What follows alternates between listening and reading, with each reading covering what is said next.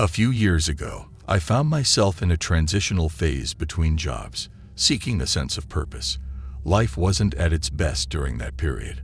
I had left school and was roaming around the country, taking on odd jobs. While it might sound intriguing, it wasn't an adventure. My travels weren't about exploring the world. They were about searching for work and trying to find my calling. I lacked friends and didn't care much for the limited family connections I had. As a result, I kept moving from one town or city to another. The following story took place shortly after I moved closer to a moderately sized town in northern Pennsylvania. The town had an old-fashioned charm, with weathered buildings that showed signs of decay. The place had an air of poverty about it, but most of the people were friendly or kept to themselves. Upon my arrival, I noticed a bustling restaurant in the heart of town that was enjoying immense popularity.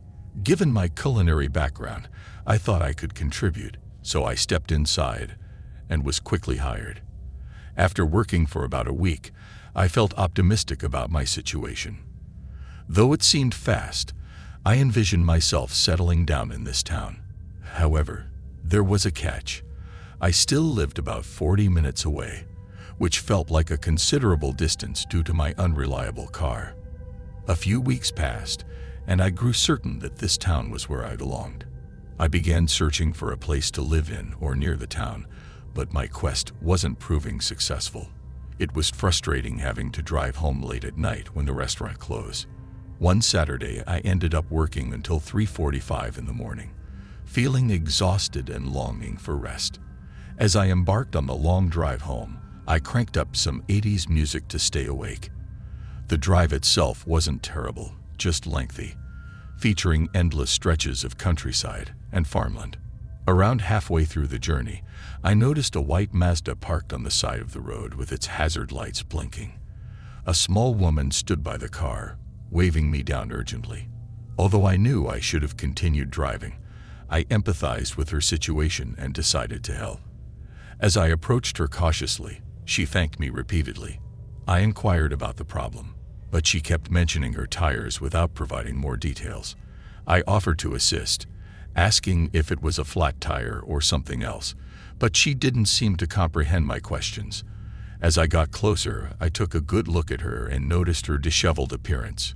Missing teeth, unruly hair, emaciated, and with a voice that hinted at years of heavy smoking. Her proximity revealed an unsettling smell, making me realize that this could be a potentially dangerous situation. Sensing the danger, I began to retreat slowly, considering making a dash for my car parked about 20 feet ahead of her Mazda. She seemed to notice my hesitation and said, "Wait, it's not the tires. Something's wrong with the engine, and the car won't start. Maybe you could lend me your phone." I claimed my phone was broken, a lie to avoid taking it out in front of her. She then suggested I help her with her phone, pointing to the back of her car. For reasons I can't explain, I walked over to the back of her car with her. Perhaps I felt sorry for her, or perhaps I believed her. Upon reaching the back of the car, she urged me to open the trunk, claiming she was too weak to do so herself. Red flags started to wave frantically within me. I turned around and saw her hands in her front hoodie pocket. I reached for the trunk latch while contemplating my escape.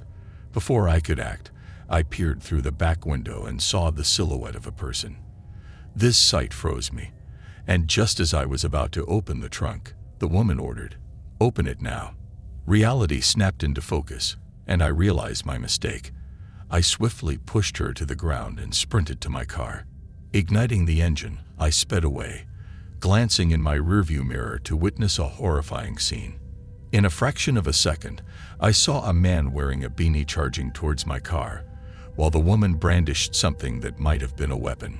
Although the darkness made it hard to discern, the threat was palpable.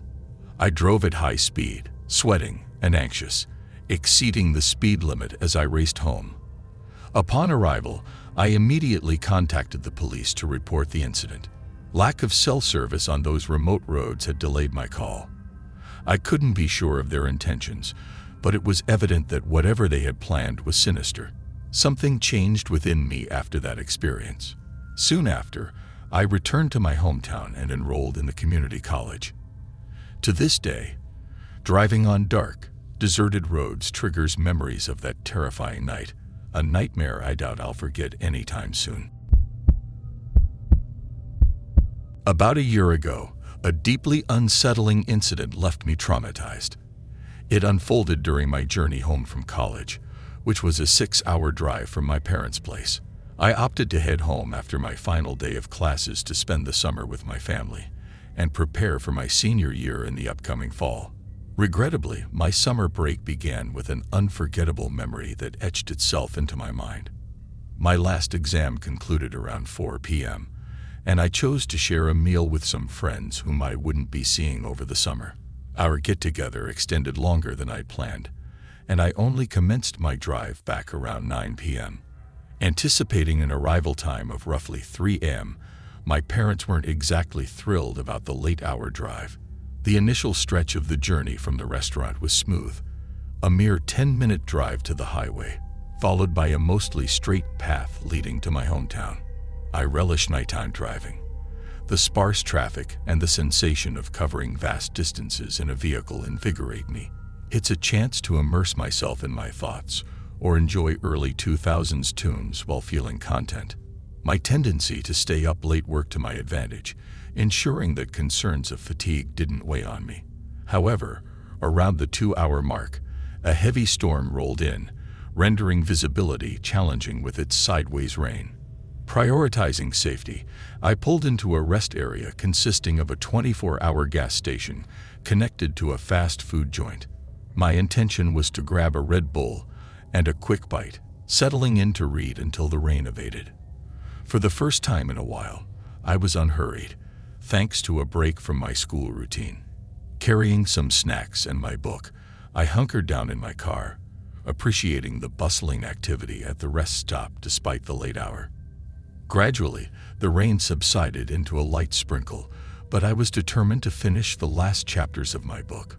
Just as I was about to complete my reading, I registered the sound of labored panting outside my car. The woman pacing nearby seemed distressed and agitated. Although I hesitated to make assumptions, her demeanor seemed somewhat erratic. I opted to ignore her and continued reading. Suddenly, the woman lunged towards my car and began pounding on my window. Her screams were accompanied by attempts to open my door, though I couldn't be entirely certain. I maintained my silence, trying to comprehend the unfolding situation. Her frantic pleas became clearer as she begged to be let in, urgently needing to use my phone while fearing for her safety. I refrained from unlocking the door, but I did speak through the closed window, asking her who was pursuing her. The woman's response was a cacophony of incoherent cries and sobs, making it challenging to decipher her words. Eventually, she managed to articulate her plea. "I see your phone right there. Please let me use it quickly." In this critical moment, a newfound resolve welled within me. Accustomed to being labeled as weak and overly trusting by friends, I decided to be more cautious. After all, I didn't know this distressed woman, and her proximity to my phone gave me pause. With newfound confidence, I countered, asserting that I could see the phone in her hand and that her ploy wouldn't work. Unexpectedly, her distress escalated further.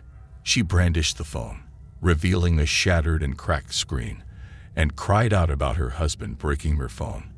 A chilling scream pierced the air as a silver pickup truck careened into the parking lot, veering over the curb. It was then that the woman's terror became palpable, prompting me to realize that she wasn't some unhinged drug addict. Instead, she was a woman in genuine peril. Before I could intervene, a smaller yet muscular man emerged from the truck and pursued the woman. Reacting swiftly, I dialed the police, only to discover that 2 squad cars had already arrived at the scene. They swiftly apprehended the man, who appeared oblivious to his impending arrest as he fixated on the terrified woman. With the situation under control, I ventured out of my car to ensure the woman's well-being. I apologized profusely for my initial skepticism and inquired about her safety. She arranged for a ride, and I remained in the parking lot for a while longer, attempting to process the shocking events I'd just witnessed.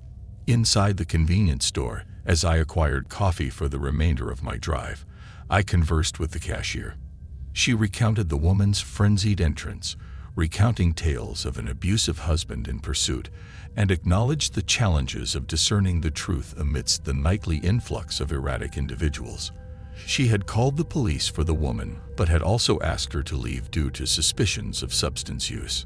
Throughout my journey home, the incident weighed heavily on my mind. While I hadn't been directly threatened, the sequence of events had a profound impact. The fear and anguish etched into the woman's expression remained etched in my memory, as did the sinister glare in the man's eyes. His ominous intentions were unmistakable as he sprinted towards my car in pursuit of the woman. To this day, the fate of the woman and the man remains unknown to me.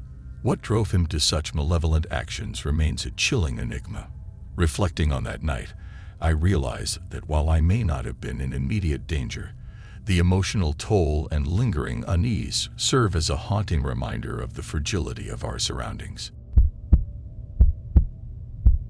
Dealing with car troubles is undoubtedly one of the most exasperating experiences, particularly when you factor in the myriad other demands and responsibilities that already inundate our daily lives.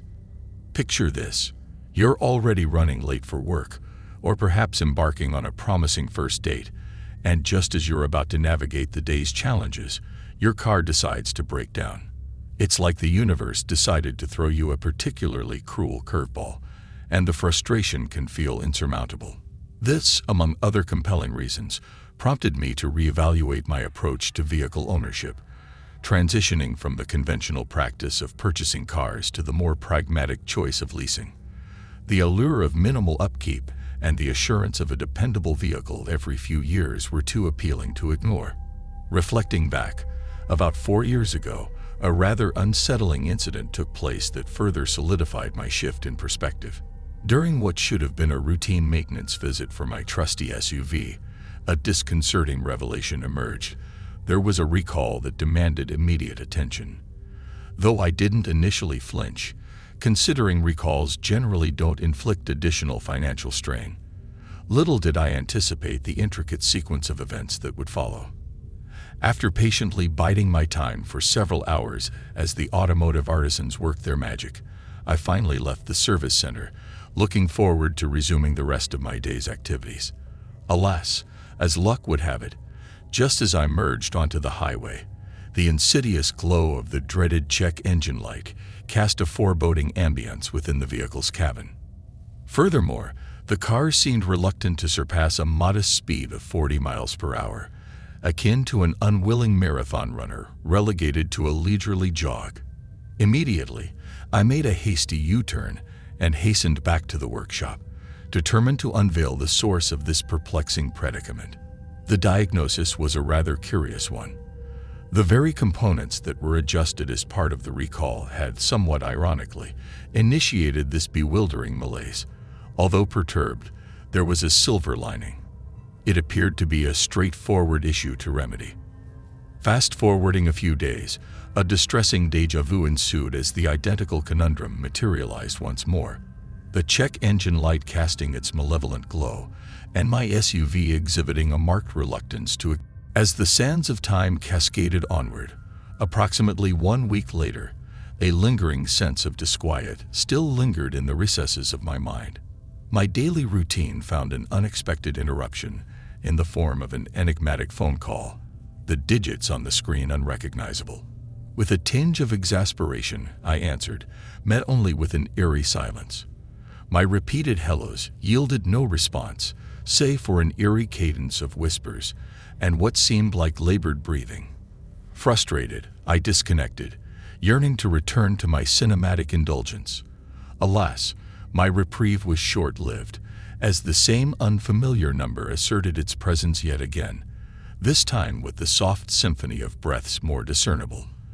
A plea for assistance echoed through the silence, my question met with nothing more than an unsettling auditory ambience. Perturbed and somewhat spooked, I terminated the connection, promptly blacklisting the number. The surreal gradually merged with the tangible as a peculiar luminosity, akin to a flicker of lightning, or perhaps an illusory amplification of ambient light, momentarily flooded my abode. In the ensuing disarray, my senses struggled to orient themselves, eventually settling upon the realization that the television was dormant. Perplexity cascaded through my consciousness, only to be replaced by a spine-tingling horror as my gaze, directed towards the window, bore witness to a chilling tableau.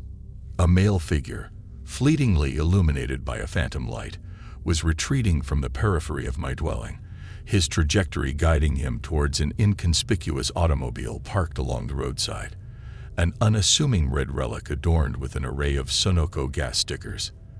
The encounter, though fleeting, was sufficient to propel me into action, and I sprinted towards my front entrance in a fervent attempt to glean additional details, perhaps a license plate number or any identifying features. Alas, my endeavors were met with a disheartening lack of success, the fleeting figure vanishing from view, and my only imprint being the peculiar insignia of Sunoco gas. With a sense of trepidation, I promptly contacted the local authorities, relaying the disconcerting sequence of events in meticulous detail. While understanding the limitations of their immediate response, my primary motive was twofold: to formally document the incident and, ideally, encourage an increased presence of law enforcement patrols within the vicinity. As days evolved into weeks, my anticipation for an update remained unfulfilled, as the police, it seemed, had failed to rekindle a conversation. Miraculously, my circumstances bore no further similarities to a sinister screenplay, and the subsequent days unfolded without additional eerie episodes or unexpected encounters. Over time, the residue of these perplexing events gradually faded, eventually replaced by a newfound sense of vehicular satisfaction. A shiny new automobile, the embodiment of innovation and assurance, now graced my daily routine, allowing me to traverse the winding roads of life with a renewed sense of confidence. My diligence extended even to the realm of maintenance, the sacred rituals of oil changes and inspections undertaken with unwavering precision. Yet a crucial shift had transpired. My allegiance had shifted towards an entirely distinct automotive establishment. With meticulous attention, I had curated an arrangement where the spectral whispers of the past could not reassert their hold, safeguarding my days from the ghostly shadows that had once threatened to overshadow my daily existence.